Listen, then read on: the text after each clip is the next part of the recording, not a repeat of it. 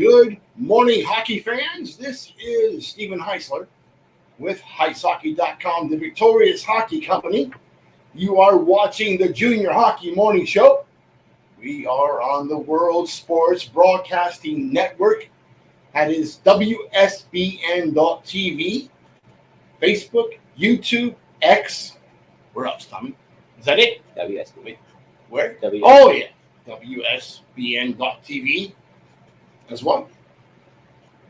Today's topic, this morning's topic, unrealistic expectations. You can find this article now on the free to access HeisHockey.com website. Pass it around to your kiddos, your friends, your teammates, if you're a coach, to your players. This one is going to hit close to home. It's that time of the year. Main camps, pre-draft camps, ID camps at the USHL level, North American Hockey League level, NCDC, BCHL, all across Canada. Everybody's in on the prospect identification game. Hold on. What they're really in on is the cash grab from all the camps. But there has to be a way to ID prospects. So if one cap costs $600, that's probably a cash grab. If it costs $250, they might be breaking even. Something for your consideration. Parents are scurrying around the continent trying to find the very best opportunity for their amazing hockey prodigy. For some players, attention is acquired naturally. They're skillful. They have a tremendous work ethic that's very clear to see on the eyes. They present themselves with a high level of character. For most, one of those key areas is falling short, and they just don't get the same type of opportunities. So what is a parent to do? Aside from being an 8-figure wealthy individual that can buy their prodigy a team, opportunities, buy into a club, most of us have to settle for something different, and that would be lowering your expectations slightly to match your player's actual level of play at that moment. Much of that happens after the pre-draft camp if they don't get invited to the main camp, or after the main camp when they don't get invited to the training camp. That's where parents discover the reality of their situation. That's where players discover, for the most part, the reality of the situation.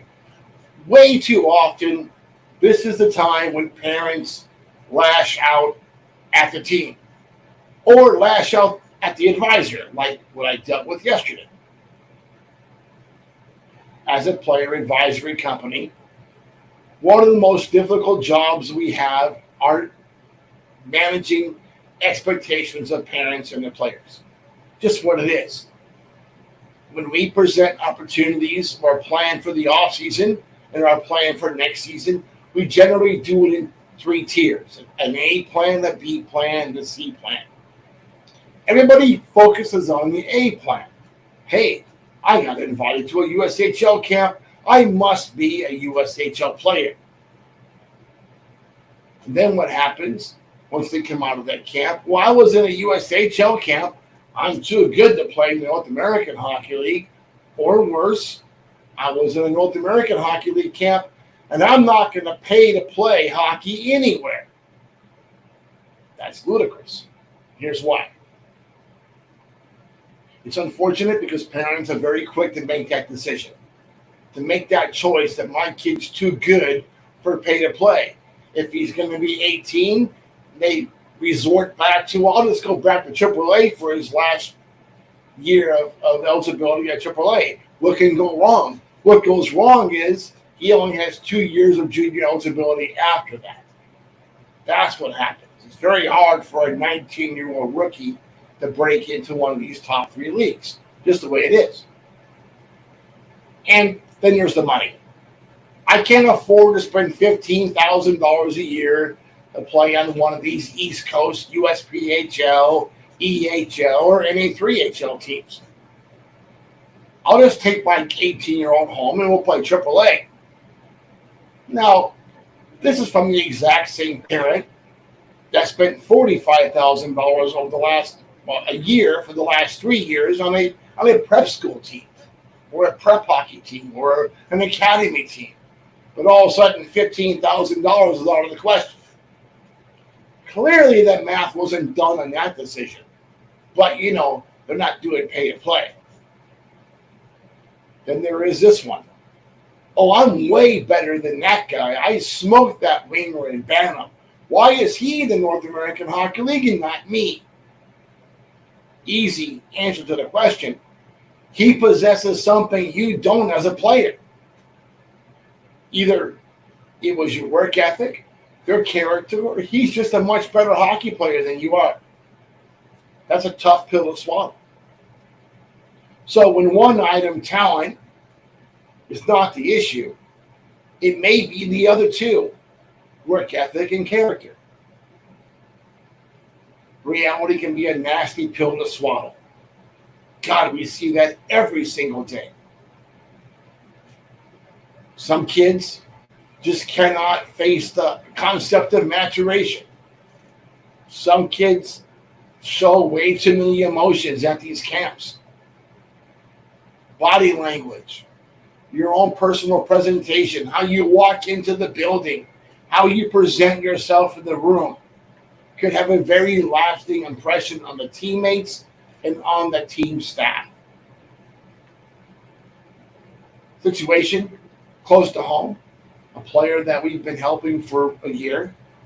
He's been to 3 different North American Hockey League teams.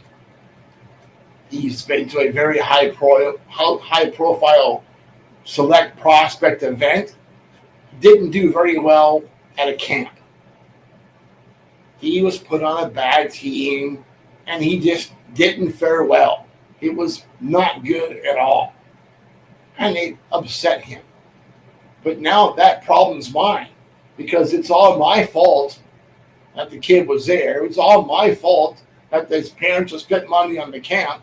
And now it's all my fault that they can't pay their bill for us. Now you know why my wife has me wheeling around that big black car all over Orlando as a chauffeur. Got to pay for my hockey habit. Here's what I know. Opening a door of opportunity is easy for me. Just about every league on the continent, we have contacts within our network, within those leagues, to open those doors for our clients. I can't skate for those kids. I can't stop pucks for those kids. You guys got to do that. But I'm never going to open one of those doors for a player that has no business even being on the ice for that team. Made that mistake in the past. I really didn't know what kind of player we had. He was close to a team. He went there and he wasn't even close. And the coach ripped me a new backside for that. Didn't really hurt because that team's going to have a 3HL team next year. So maybe it was a player that might be a prospect for that 3HL team. But overall, the kid did not fare well. Luckily enough, the previous 20 kids, 19, did much better. So that's okay. Play by the averages.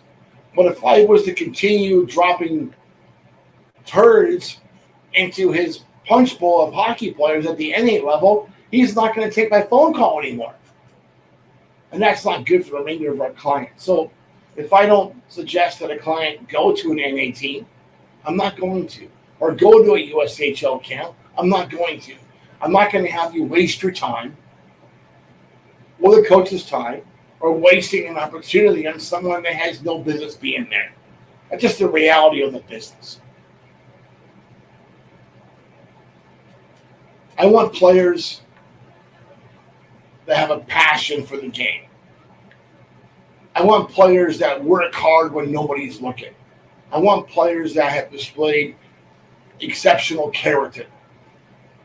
I don't want guys who only have one of those three things in play. And if they have the talent, but they don't want to work for it, they're not really a great person in the room. They're having a good time drinking and hitting that vape pipe. That's not the guy I want to work with. If that's you, don't call me. Don't bother. Don't waste my time on you that I could be spending with someone else that deserves it. Are you a player that deserves that opportunity? Are you a parent of a player that deserves that opportunity? By all means, give me a call. Tommy, that's it. Let's wrap it up. So until tomorrow, hope that you enjoy your morning coffee. Have a great day in hockey.